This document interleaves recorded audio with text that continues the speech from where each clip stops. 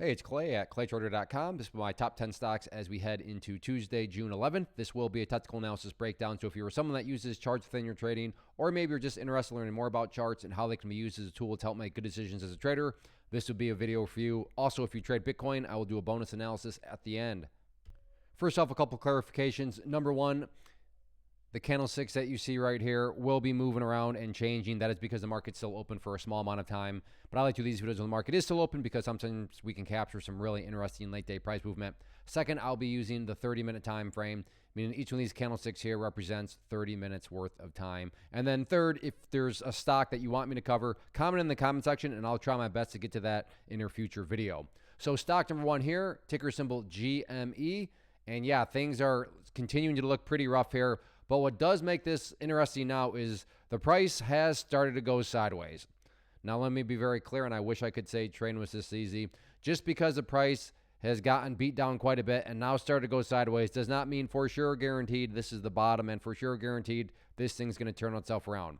My point is it becomes a lot more plausible. It becomes a lot more rational to say, hey, I think GME has bottomed out. Case in point, let's just say that the price was still drop in. I'm sitting here saying, hey, it's looking like that could be the bottom. You would say, well, based on what? The price is literally still going down. But that's not the case here. It has at least started to go sideways. Again, that's not a guarantee of anything, but it does make it more logical to think that this could be some sort of bottom and maybe we get some sort of bounce in the upwards direction. And if that's going to occur, first big battleground that needs to be cleared right there, that pink line, the 200 period moving average. But no doubt about it, it's gotten beat down, but it has started to go sideways. So that's a very interesting situation, especially on a stock like GME. So we'll see if this is some sort of bottom and if the price is getting ready to try to curl back up. Next one, KWE. Nice mover today. And now we have a good solid pattern here that has formed going into Tuesday. So let's get this pattern drawn into play. So first key part of the pattern, I assure you, a lot of people have drawn that trend line, and I make that comment because when a lot of people have drawn the same trend line and are watching the same levels, call it self-fulfilling prophecy, call it whatever you want. When levels are broken like that, they can produce very dynamic movement. So if the price were to come up here and then get a break up through the top part of the pattern, very valid to think that that break, like I said, even if you just call it a self-fulfilling prophecy, could generate that much more upside buying pressure. So keep an eye on that top part of the pattern there.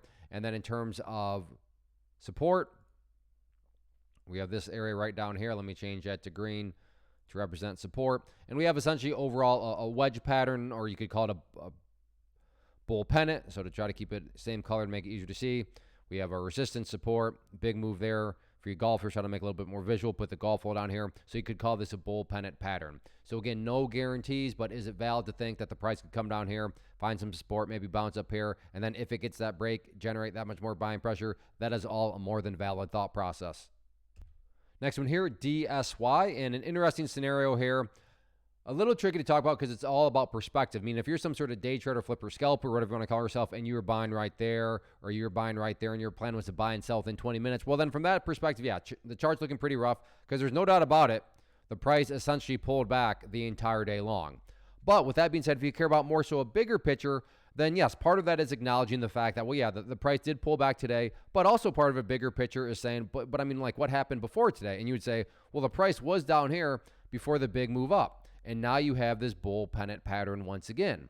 So again, I understand that if you're a flipper or scalper, whatever you want to call yourself, and you're buying right there, you really don't care about this bullish pattern. But if you do care about the bigger picture, or you do just like these sorts of bullish patterns, well, then this could very well pertain to you and might be worth keeping an eye on for Tuesday. Next, KITT, very impressive mover. I mean, really all day, but this afternoon, things picked up another level. As you can see down here, the volume really started to come in that much stronger. So good, solid movement without doubt. And now let's get some of these key levels mapped out. So as far as a resistance standpoint, very straightforward, just a question of where did the party essentially stop today? And it stopped right up that 0.273 on two different occasions, both there and there. So again, no fancy logic other than just asking the question, where did the party finally stop? And again, 0.273 is going to be the level that I'd call as that main key area of resistance. In terms of levels of support, so if you like to play more so pullbacks, key level to watch, going to be right down there at 0.217, which is that former breakout point, and that's just based on a foundational rule that when levels of resistance, and you can see right here, was an area of resistance are broken and closed above, they tend to act as support. So overall, though, good solid volume, getting a little consolidation here. So depending on if you're a breakout player or a pullback player, as of right now, this one's offering up opportunities for potentially both the build trade plans. Next one, NVDA. First off, you did not lose all your money. If you're looking over here and seeing the price, wait, what just happened? Well, they just did a share structure manipulation, a forward split.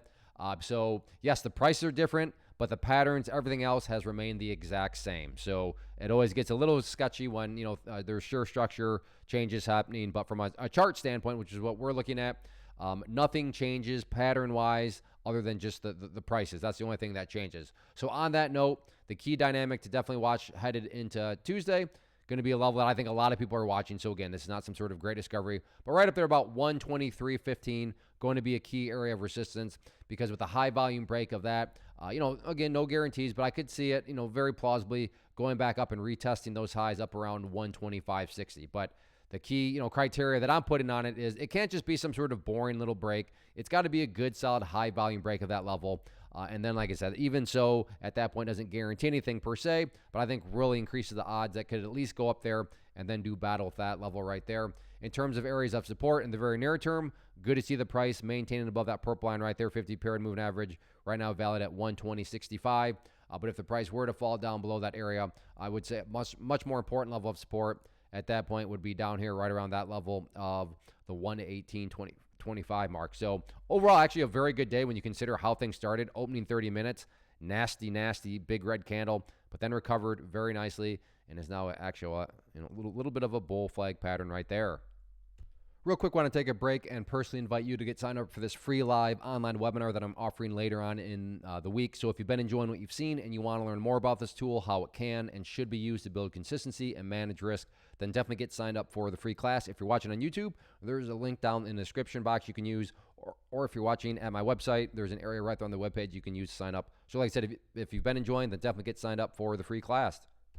Next one here, TSLA Tesla, and this will mean a little bit more to those of you that have watched past videos, but if you have, you know that we've been talking about this sideways channel, and in particular, this level down here at 172.75, I've talked about it numerous times, and I say all that because, once again, especially as I talk right now, check out this red candle, pretty rough final 30 minutes of the day, and it's looking like, very realistically, 172.75 could be getting tested, so it all transitions now into, pretty much the big question: can the price repeat this history? If it goes down there like it's done these past couple of times, does that happen here? And can, I guess, really technically speaking, the question mark should have been over here because this is now where the question mark resides. But can history repeat itself, which is what has occurred a couple of times here? So from that angle, it's very, very realistic. I mean, I can see that makes total sense. I can also see people saying, well, I think it's going to break down. And if it breaks down, then I'm going to go bearish on it. And I can see that too. And that's why risk management matters, because somebody's going to be right, somebody's going to be wrong. But the core and key dynamic here is that all eyes essentially are going to be caring about that 172.75 mark. So keep a close eye on that. Now, if all of a sudden Tesla just decides to turn itself around as far as levels of resistance are concerned, you still have the purple line, 50-period moving average, pink line, 200-period moving average to keep an eye on from a resistance standpoint. But as far as supports, and I think the most relevant levels headed into Tuesday, all about 172.75. Next, FCEL, and I've already talked about this pattern a couple times before. Maybe you know where I'm headed with it, so I'm not going to waste your time and go through everything. I'm just going to draw it very quickly, and then we'll keep on moving. So we have our area of resistance right there. We have the support part of the pattern right there, and then just because I can't help myself, let's keep it one color to make sure everybody sees it. But we have our resistance, we have the support, we have the big move up. For you golfers, have the golf hole down here, and we have ourselves another bull pennant pattern. So if you like penny stocks, you like bull pennant patterns, definitely keep an eye on it. Next one here, AMC, and I should have totally put this one at a different location in the watch list because remember what I talked about with GME? The stock has come down. It started to bottom out. Does that mean it's a guaranteed bottom? It doesn't. Does it make it more plausible? Absolutely. So what I talked about on GME still pertains there, and in some senses, in many senses, GME, AMC are almost like brothers. If one's booming, usually the other one is. If one's getting hammered, the other one is. So same general idea here. The biggest difference just being really, this one's a lot lower in price, but same like idea. Price is headed back up. In fact, this one you almost have a little miniature ascending triangle pattern, but I just don't want to spend a lot of time because everything I've said on GME totally applies here. So it's gone sideways, and now it's just a question of, which is a very valid question at this point, is it going to get the break to the upside? Is there a bigger bounce coming? Worth keeping an eye on. Next one here, GERN. Talked about this one on Friday and talked about the bull pennant pattern. So I've talked about bull pennants quite a bit, but here we have kind of the rest of the story of what can really happen, what a good bull pennant pattern breakout looks like.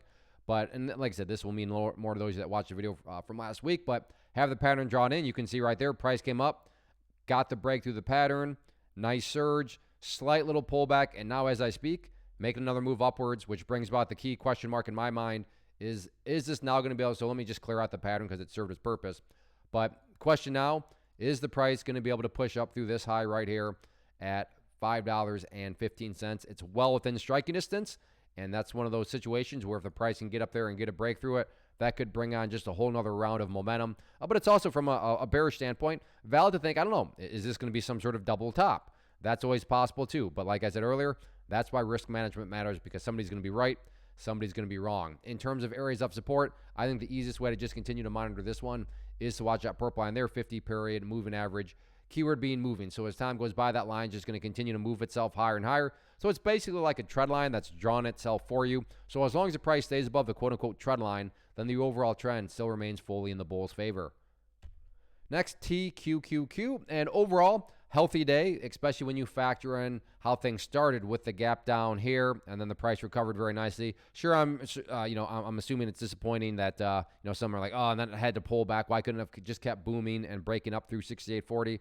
But nothing can go straight up. But what's more important on the pullback is look right where it found some support, right at that purple line. Beautiful, beautiful example of the power of that 50-period moving average. So I've kind of already talked about the two main levels moving forward.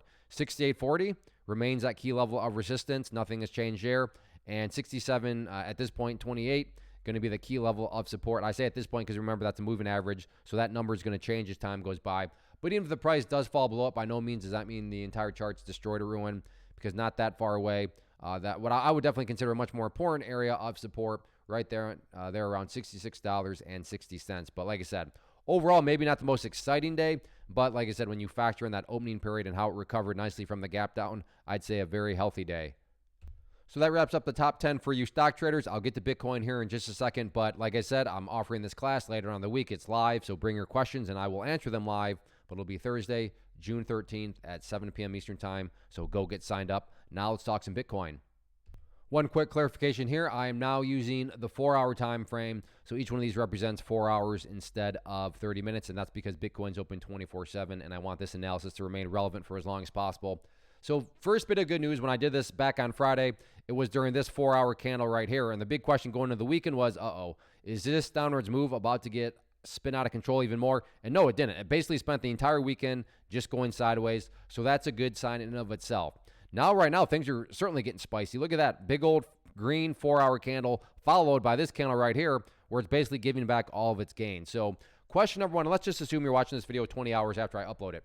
Question number one to ask yourself is, where's the price at relative to 70,200? If you're answering the question that the price is up above that level, that's telling you that things are still doing very, very well, because that would imply that not only is the price still going sideways, but it's also actually worked its way up above that area of resistance, which, like I said, good sign. So that would be the first thing, and really simple, because if you're saying it's above 70,200, then things are good no matter what. Now, obviously, if the price is way up here, then things are even better, but 70,200, a good starting point. Now, if you're saying, well, actually, no, Clay, the price is still down below 70,200, next immediate question is, okay, well, where's the price at relative to this area down here at 68,500? If you're answering the question that the price is down below there, I'm not going to say the chart's ruined, but that is going to say that, okay, yeah, their bears are showing back up again. They're showing signs of strength. Now, if somehow you're answering the question that the price is down below that pink line right there, that would be a sign that something has gone very, very wrong. Or maybe just saying, well, Clay, the price is still above there, but it is still down below there. Well, at that point, one word would summarize that price action. That would just be consolidation. It's continuing to just consolidate out here, and that's a pretty neutral position. So walk yourself through those questions, and that'll keep the analysis relevant for as long as possible. And as I invited the stock traders, I'm inviting you as a Bitcoin and crypto trader to get signed up for this free webinar. Like I said, later this week, Thursday, June 13th at 7 p.m. Eastern Time, because what you learn about can and definitely should be used within your crypto and Bitcoin trading also. As far as the top 10 videos are concerned, if you enjoy these, hit that like button. Like I said earlier, if you have a request, leave that down in the comment section. So thanks for watching. Go get signed up for that free class. Have a good one.